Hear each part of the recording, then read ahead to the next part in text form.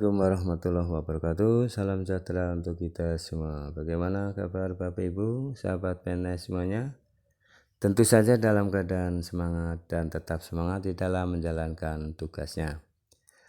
Baik, pada video kali ini saya memberikan informasi mengenai bocoran 5 prinsip single salary PNS RI ya. Bagaimana single salary ini akan diterapkan dan apa prinsipnya?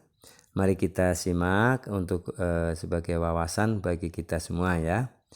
Karena single salary ini adalah wacana atau program yang sudah diuji cobakan dan ini akan diterapkan ya.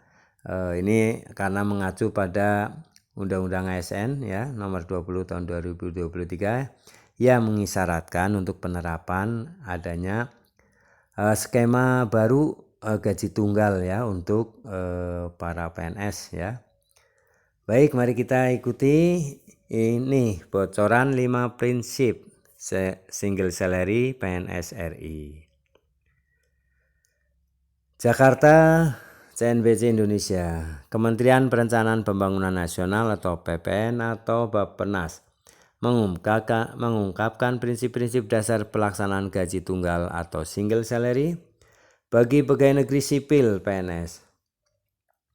PLT Sekretaris Kementerian PPN Bappenas Taufik Hanafi mengatakan bahwa salah satunya ialah mengadopsi prinsip dalam equity teori, baik yang berupa external equity maupun internal equity. Artinya, kompensasi untuk pekerjaan yang sama di organisasi yang berbeda tak akan lagi mendapat kompensasi yang berbeda. Kita buat positifnya, external equity ini yang kita terapkan dicapai. Artinya kompensasi untuk pekerjaan yang sama di organisasi yang berbeda itu harusnya sama, kata Taufik dalam acara Korpri menyapa ASN dengan tema single salary bagi ASN ya, Selasa 24 Oktober 2023. Demikian juga internal equity, artinya kita bicara di dalam satu organisasi. Kalau pekerjaannya itu sama, kompetensinya itu juga sama, dan kinerjanya sama, seharusnya juga mendapat kompensasi yang sama, tegasnya. Konsep single salary ini merupakan hasil studi banding dengan Singapura dan Malaysia. Kedua negara itu dianggap menggunakan 5 prinsip dalam memberikan remunerasi dan kompensasi, yakni memenuhi keadilan internal dan eksternal, dikaitkan dengan beban dan tanggung jawab, dan risiko pekerjaan dalam suatu jabatan serta dikaitkan dengan kinerja. Antara Singapura dan Malaysia, kita lakukan studi banding mengenai best practice remunerasi di negara-negara tetangga kita. Jadi ada yang menggunakan tingkat pekerjaan, aspek keadilan, kompensasi juga menjadi perhatian paparnya.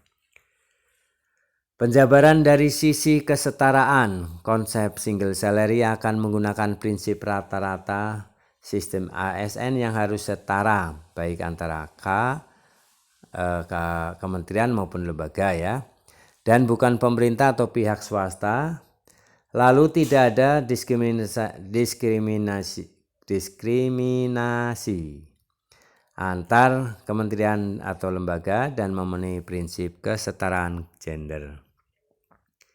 Kedua, menggunakan prinsip kompetensi yang terdiri dari sistem penggajian berdasarkan kompetensi, pengalaman, tingkat pendidikan, tanggung jawab, dan prestasi. Nah ini ada prinsipnya dari single salary adalah prinsip kompetensi.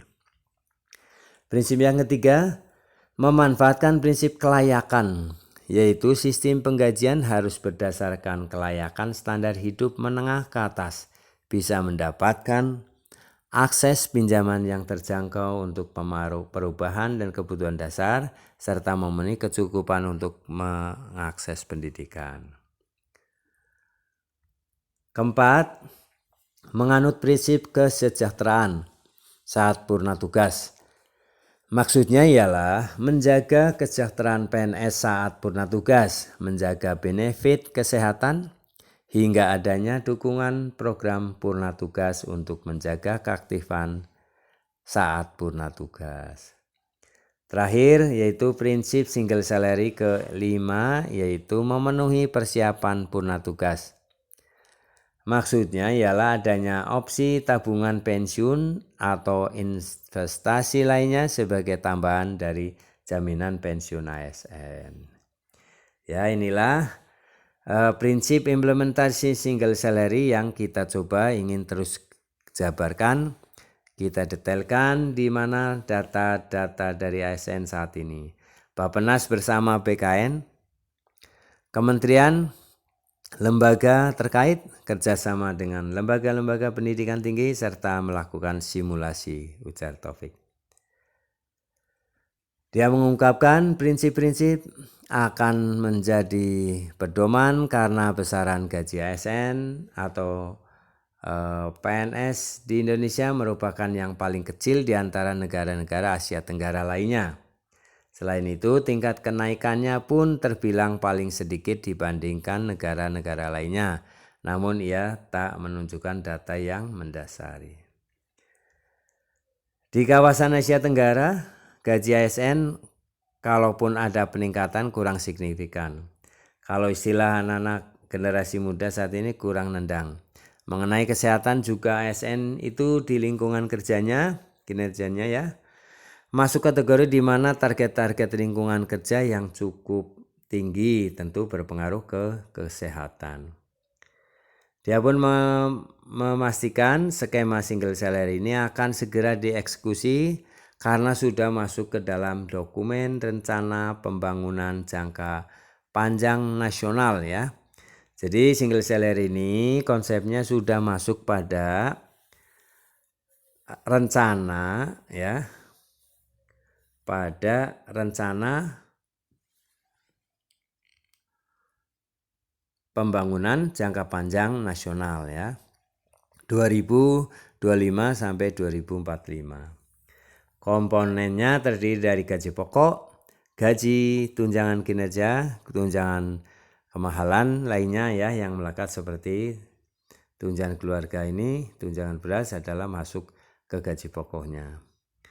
Bahkan dalam dokumen RPJPN kita tampilkan single salary menjadi bagian manajemen ASN yang menjadi game changer ya. Changer sangat strategis karena transformasi lainnya dalam pelaksananya sangat ditentukan oleh manajemen ASN yang efisien, efektif, adaptif, akuntabel, ungkap Taufik ya.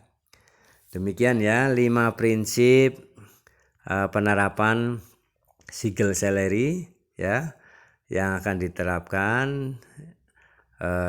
mulai tahun depan ataupun awal 2025 ya.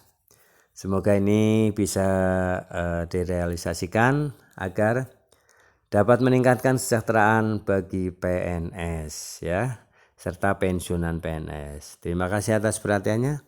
Mohon maaf apabila ada kesalahan dalam penyampaian. Jangan lupa subscribe, like, isi komentarnya, dan share video ini ke grup-grup WLI-nya. Terima kasih. Assalamualaikum warahmatullahi wabarakatuh.